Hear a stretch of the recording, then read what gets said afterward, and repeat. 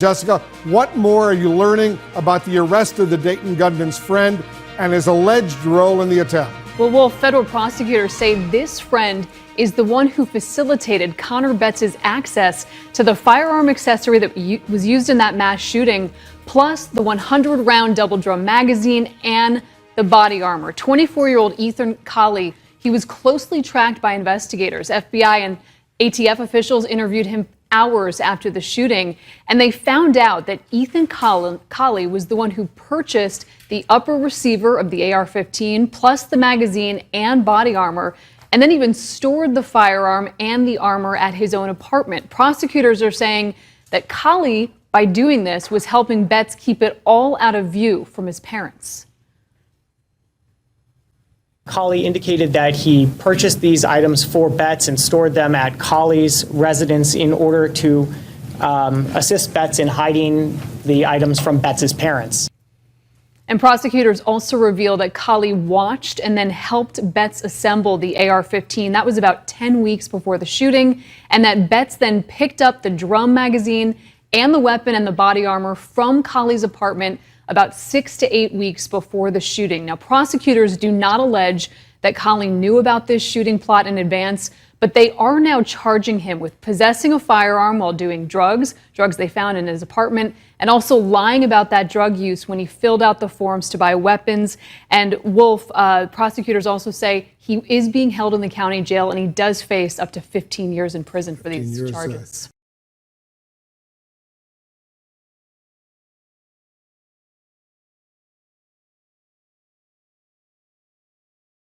An escaped prisoner in Tennessee was captured after someone who lives a few miles from the prison spotted the person on the doorbell camera. But wait, police say Curtis Ray Watson was seen taking a drink from their outside refrigerator. Then when he popped up, they recognized him. The convicted kidnapper was serving 15-year sentence. He's accused of killing a prison official during his escape. Obviously, now it means that he could face the death penalty.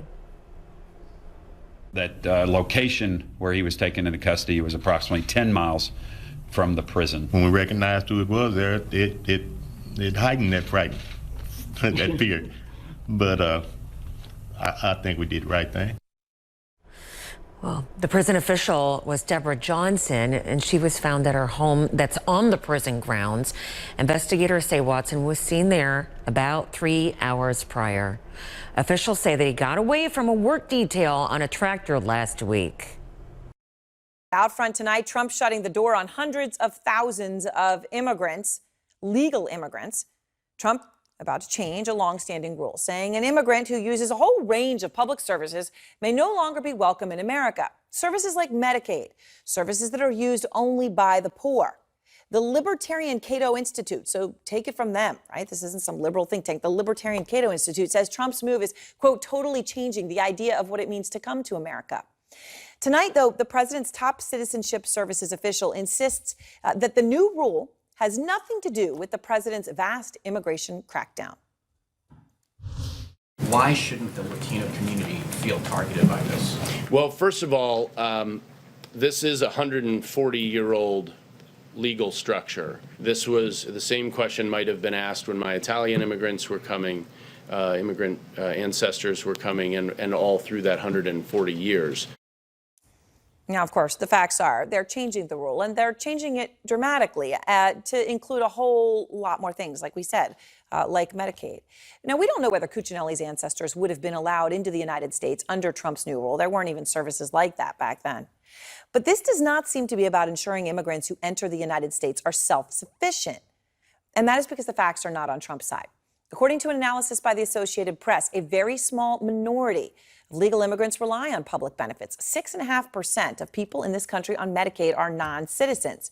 The same goes for food stamps, where immigrants make up about 8% of recipients. So those numbers are small, but I want to also be very clear. Those immigrants who are getting aid, who are in those small percentages, are not immigrants who are here illegally. People in the United States illegally are not eligible for things like Medicaid and food stamps. So these are people in the legal process to become citizens. And the president of the United States is betting that his move and the confusion around it will help him at the ballot box, especially when he couples it with things like this.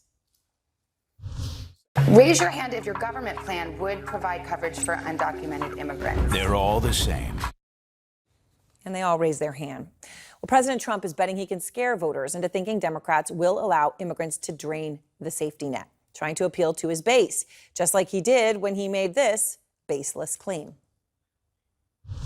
When Mexico sends its people, they're not sending their best. They're not sending you. They're not sending you. They're sending people that have lots of problems, and they're bringing those problems with us. They're bringing drugs, they're bringing crime, they're rapists. All right, that claim resonated with some, and it did not matter that it also was not true.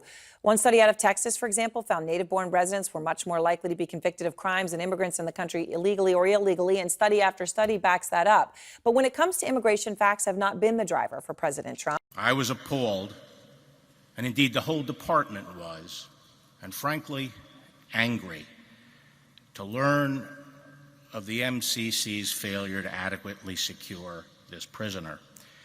We are now learning of serious irregularities at this facility that are deeply concerning and demand a thorough investigation. We will get to the bottom of what happened, and there will be accountability. But let me assure you that this case will continue on against anyone who was complicit with Epstein. Any co-conspirators should not rest easy. The victims deserve justice, and they will get it.